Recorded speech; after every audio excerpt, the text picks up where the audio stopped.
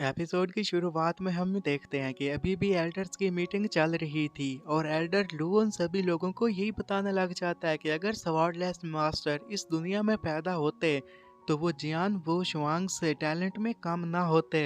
यहाँ पर तो वो स्वॉर्ड गॉड भी बन सकते थे।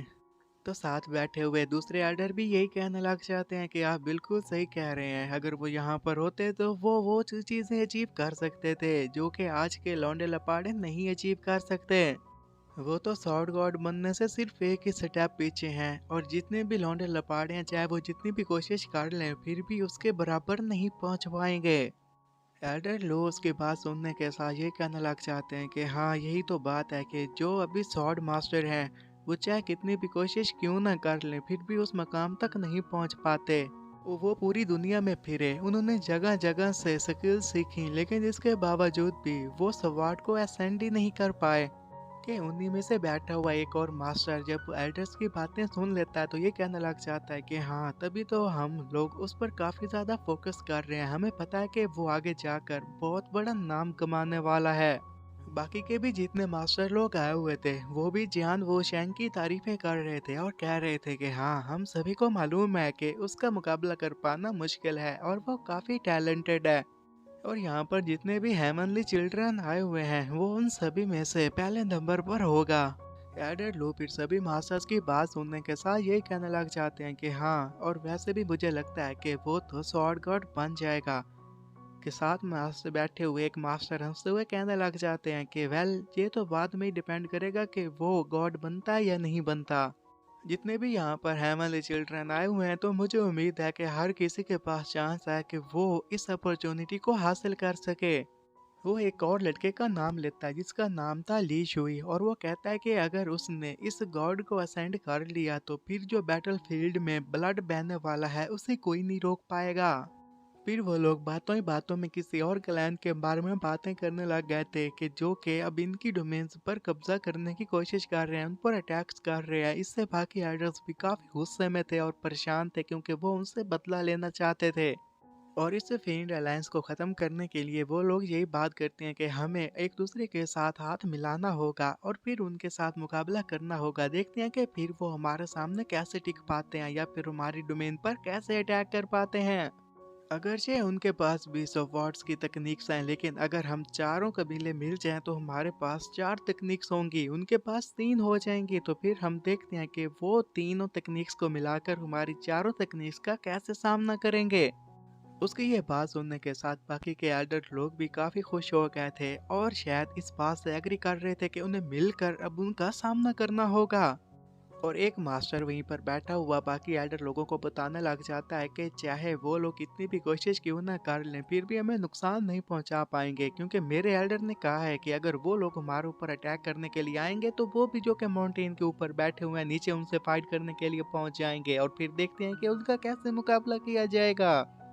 फिर हम दूसरी तरफ देखते हैं जहाँ पर हेमंत चिल्ड्रन बैठे हुए थे। शू सभी लोगों को कहने लग जाती है कि जैसा कि हमारे दरमियान रुकावटें डालने के लिए फील्ड अलायंस आ जाएगा तो हम उसका कैसे मुकाबला करेंगे।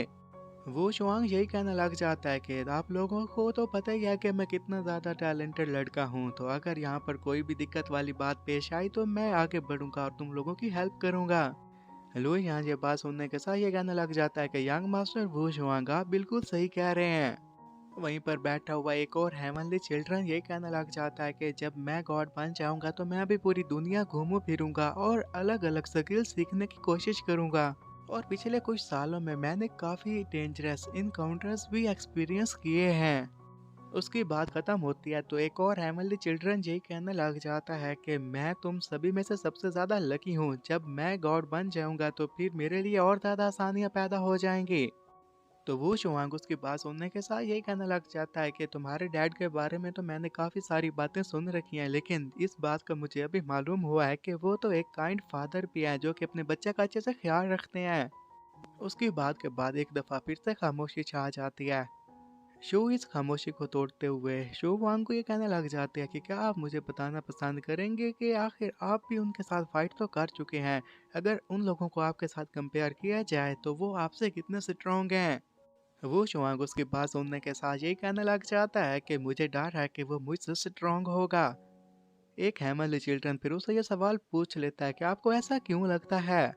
वो शुआंग उन लोगों को बताने लग जाता है कि आप लोगों ने सुना होगा कि मैं उसके साथ फाइट करता था तो फिर वो भाग जाता था। लेकिन तुम्हें एक और बात बताना चाहता हूँ कि फाइट के दौरान ही वो हमेशा मुझसे ऊपर के लेवल पर रहता था, मुझे कभी भी अपने नज़दीक नहीं आने देता था।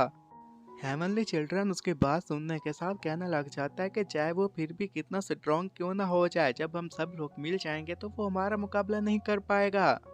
वो शुआंग यही कहने लग जाता है कि अभी तुम लोग ली शुई से मिले ही नहीं हो तो तुम्हें नहीं पता कि वो कितना स्ट्रॉन्ग है। मैं मिला हूं ना तो मुझे उसके बारे में पता है। मैंने अपने फुल पोटेंशियल के साथ भी कोशिश की तो उसे हरा पाऊं, लेकिन फिर भी मैं उसका मुकाबला नहीं कर पाया। अभी तो उसने अपने फुल पोटेंशियल का यूज भी नहीं किया, तो सोचो जब वो फुल पोटेंशियल का यूज करेगा तो कितना स्ट्रॉन्ग हो जाएगा।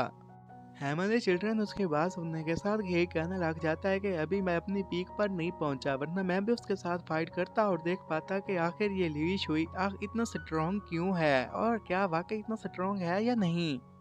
लू फैंग भी बैठा हुआ उनकी बातें सुन रहा था। फिर वो खुद से कहने लग जाता है कि अगली दफा मैं जब ली शुई से मिलूंगा ना कि तभी नीचे से आवाज आती है और वो ये कहते हैं कि फैंग जल्दी हमारे पास आओ।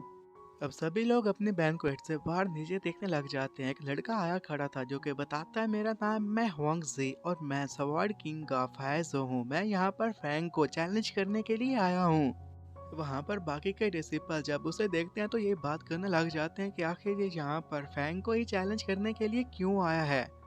लू फैंग जो कि अंदर बैठा तो ये कहने लग जाता है कि इन लोगों को लगता है कि मैं वीक हूँ, इसलिए जो भी चैलेंज करने के लिए आता है वो मुझे ही चूज करता है। लगता है कि इन लोगों को इनकी औकात दिखाना पड़ेगी।